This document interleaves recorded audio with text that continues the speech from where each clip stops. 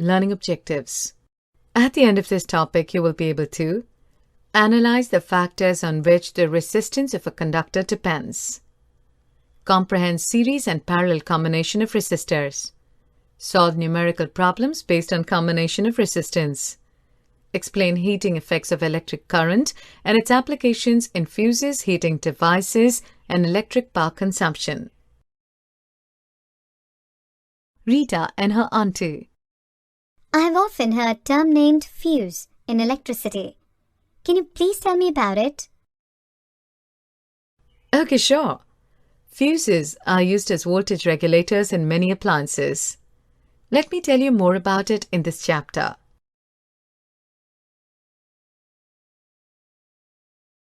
Let's know about factors on which the resistance of a conductor depends with the help of an activity. Complete an electric circuit consisting of a cell, an ammeter, a nichrome wire of length L, and a plug key, as shown. Now plug the key. Note the current in the ammeter. Replace the nichrome wire by another nichrome wire of the same thickness but twice the length.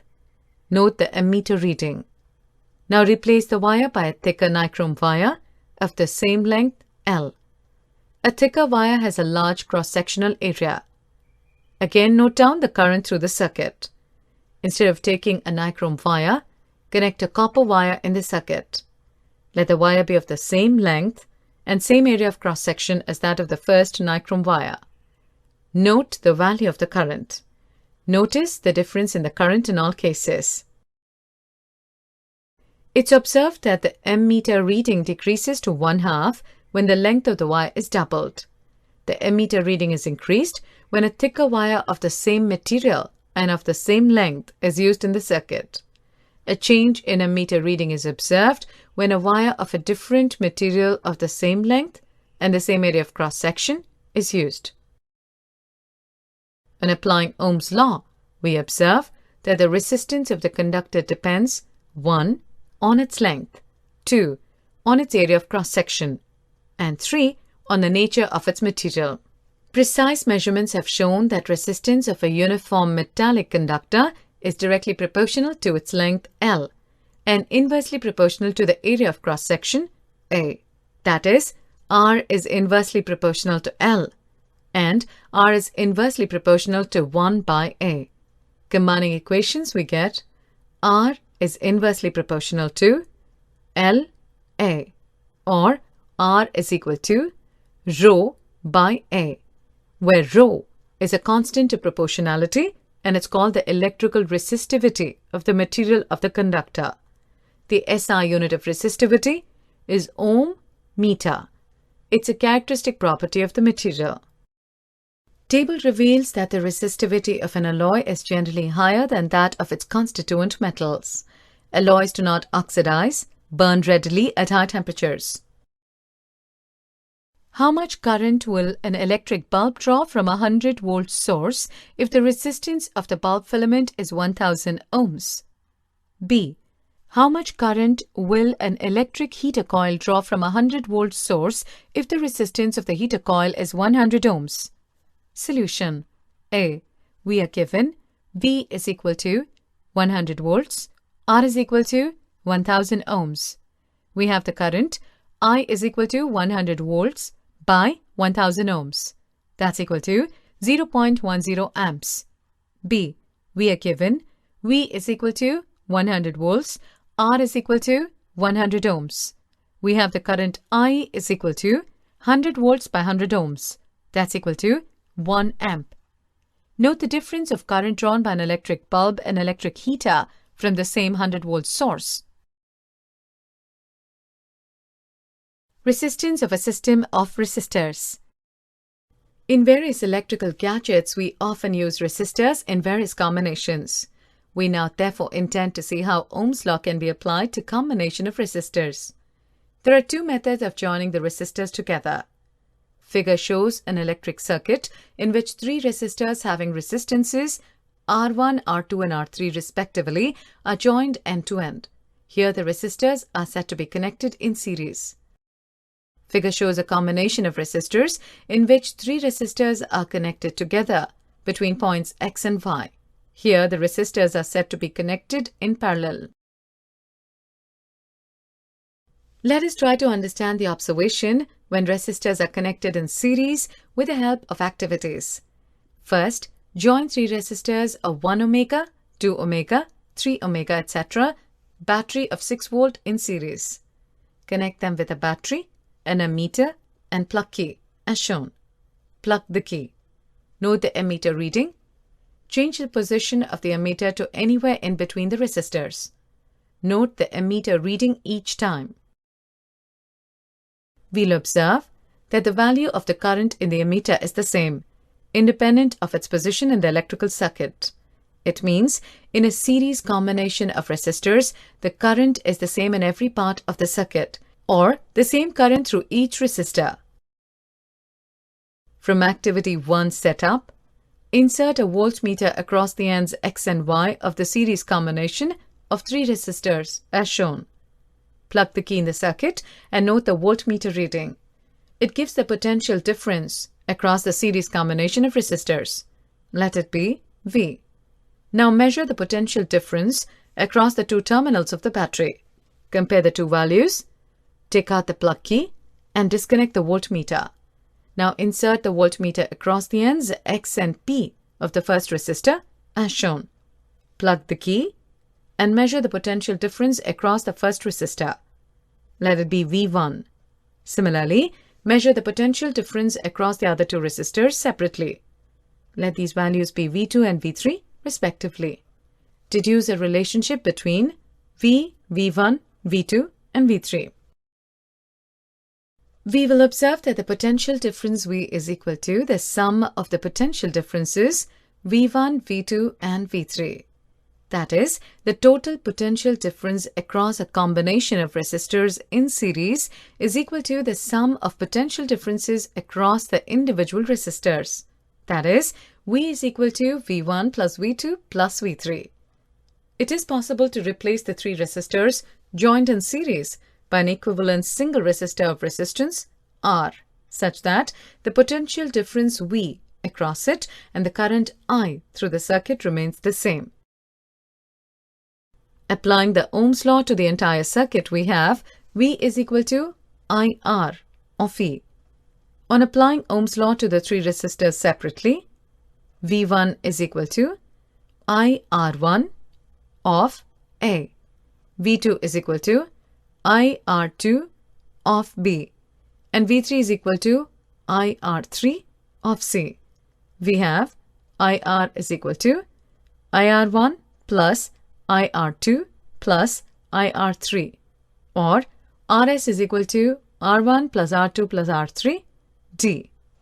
We can conclude that when several resistors are joined in series, the resistance of the combination RS equals the sum of the individual resistances R1, R2, R3 and is thus greater than any individual resistance. Heating effect of electric current. We know that a battery or a cell is a source of electrical energy. The chemical reactions within the cell generates the potential difference between its 2 terminals that sets the electrons in motion to flow the current through a resistor or a system of resistors connected to the battery. We have seen that to maintain the current, the source has to keep expending its energy. A part of the source energy is maintaining the current may be consumed into useful work. For example, an electric fan becomes warm if used continuously for a longer time, etc. On the other hand, if the electrical circuit is purely resistive, that is, a configuration of resistors only connected to a battery, the source energy continually gets dissipated entirely in the form of heat. This is known as the heating effect of electric current. This effect is utilized in devices such as electrical heater, electric iron, etc. Consider a current I flowing through a resistor of resistance R. Let the potential difference across it be V. Let T be the time during which a charge Q flows across.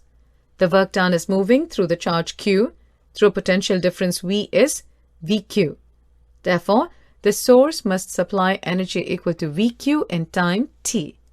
Hence, the power input to the circuit by the source is P is equal to V into Q by T, VI, or the energy supplied to the circuit by the source in time t is P into T, that is VIT. The energy gets dissipated in the resistor as heat.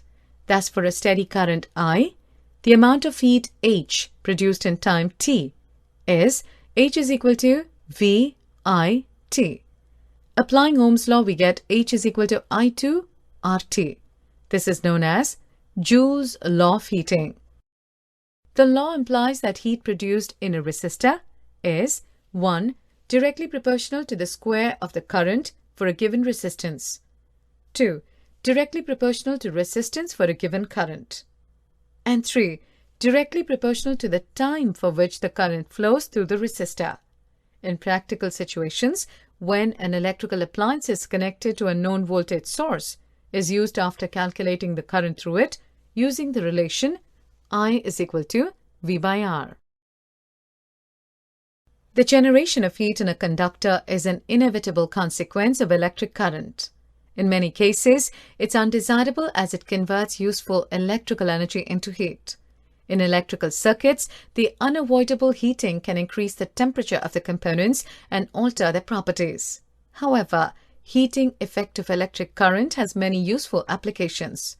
The electric laundry iron, electric toaster, electric oven, electric kettle, and electric heater are some of the familiar devices based on Joule's heating.